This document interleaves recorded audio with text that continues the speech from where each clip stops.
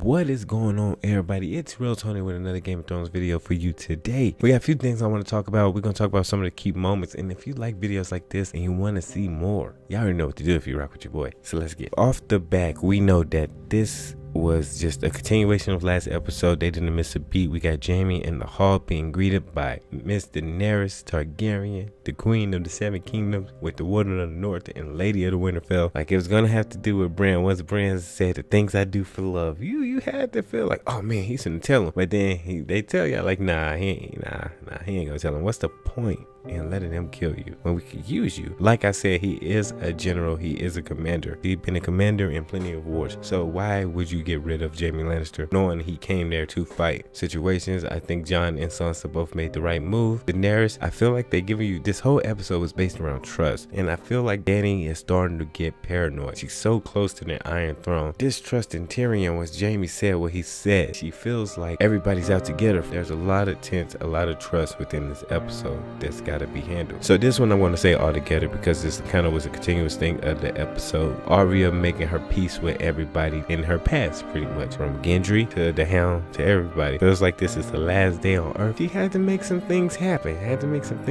So to all my people that was shipping Sansa and Gendry, I'm sorry, that's over. But there is a little hope for Sansa. Do y'all see the Theon and Sansa thing? Like, what is going on here? Are they really finna ship this? And then they put it side by side with Grey Worm and Miss Sunday, showing you that even a unit can find love. Oh man, Sansa actually has feelings for Theon, and I did not expect the Sansa Theon thing being shipped so heavy. Bran and Jaime's talk at the God's Wood, we see that like Bran and Jon and Sansa are all on the same page. Why kill this man when he could be useful? And Bran says some things, and he's giving us some hints of what's to come. Who said there could be an end? Who said that there will be an end, or that we will see the end? Let's think about that. Is that a hint? Is Jaime Lannister gonna die next episode? I would like to see y'all thoughts on that, because I know a lot of people predicted that. I know a lot of people are predicting that, and it's a lot to go for. Back to the whole trust issue, we see that Jorah is vouching for Tyrion. A lot of people didn't expect that. Like Daenerys said, a lot of people wouldn't expect Jorah Mormont to vouch for Tyrion, but we all see that Tyrion is a very, very highly requested man from everyone. Who said a dwarf couldn't be useful? Because this man has knowledge, this man has power, and he is a smart man, even though they're using him terribly this last few seasons. Tyrion Lannister is that guy, and we know this, and even Jorah Mormont know this. So I feel like there's been a lot of shipping in this episode, because we see this with Brienne and Jaime also, a lot of googly eyes, a lot of things, and we even see that Tormund had to get in on the fun because he's there too, you know what I mean? He feels like he has to step up his game. Now, I'm not saying every joke landed, and yes, a lot of the jokes are getting corny, let's get real about it. A few of the jokes did match these people's personalities,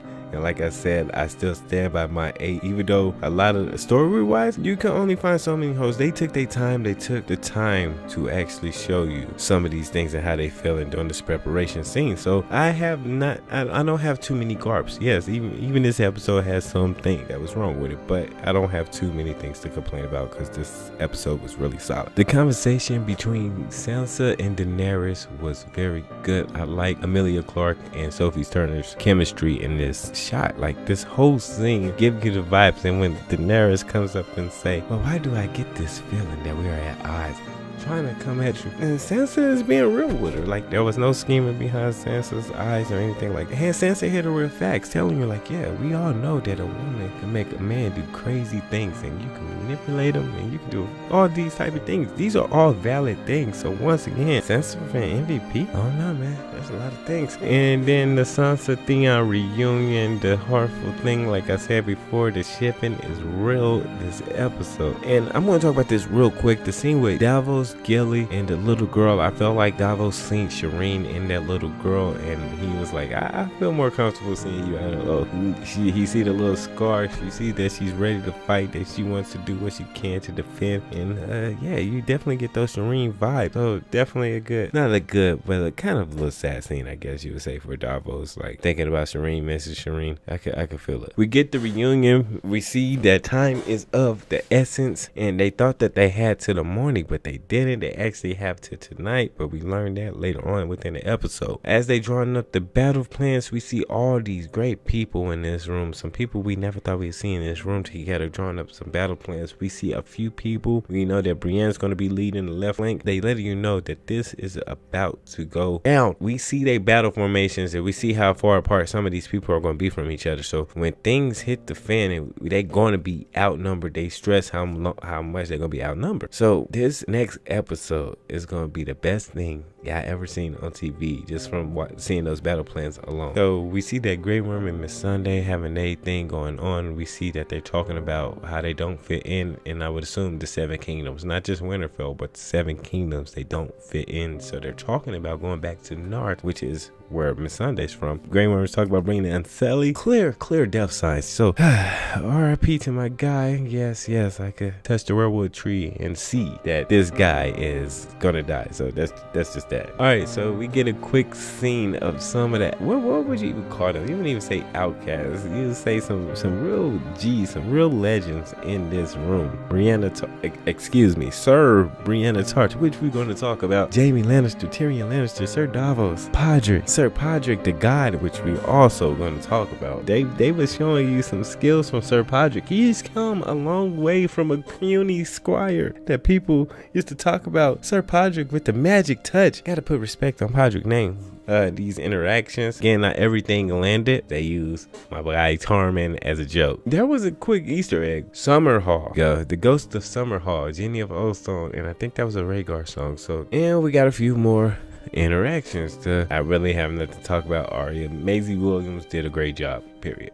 So why would I stay on that subject? And hands down, the best scene in this episode, Sir Brianna Tarth, the first female knight. So Brienne, I was hoping Podrick got knight too by Brienne, but that was an awesome scene, a beautiful scene. And yeah, you definitely you felt that one. You felt it. And we're gonna go over this one real quick. Ser Jorah getting Heartsbane and his interaction with Lady Mormont. So that's also a big depth highlight for me. All those interactions is definitely telling me we finna send off Lady Mormont. She's so stubborn, but you gotta love that about her. That's why we love Lady Mormont. She's been so outspoken this year. I don't know, especially when she was trying to I don't know what you are, Jon Snow. Listen, I get that you're mad and stuff like that, but they're definitely giving us some signs that Lady Mormont would not make it out of the next episode. I did like those interactions. She did wish her cousin good fortunes to the wars to come, and there was a really nice little send off for those two. That's probably the last time they're going to talk. Battle, we know the battle's going to get started immediately after this episode. That might be the last time that we see Lady Mormont and Jorah talk. And the very last scene, we get the big reveal. It was in private and dramatic, like I said I wanted, which is actually kind of go subscribe to Teflon. Go check out the pre-game predictions. A lot of things I said, actually, that reveal says it all. I think Daenerys is more concerned about the throne. She's so worried. Her hands, she's so close to the Iron Throne, and she's seeing it fall apart, from people's loyalty to how people's feeling to the way people looking at her. She sees people. I'm getting some real Mad King vibes, but I don't want to say that. I really don't.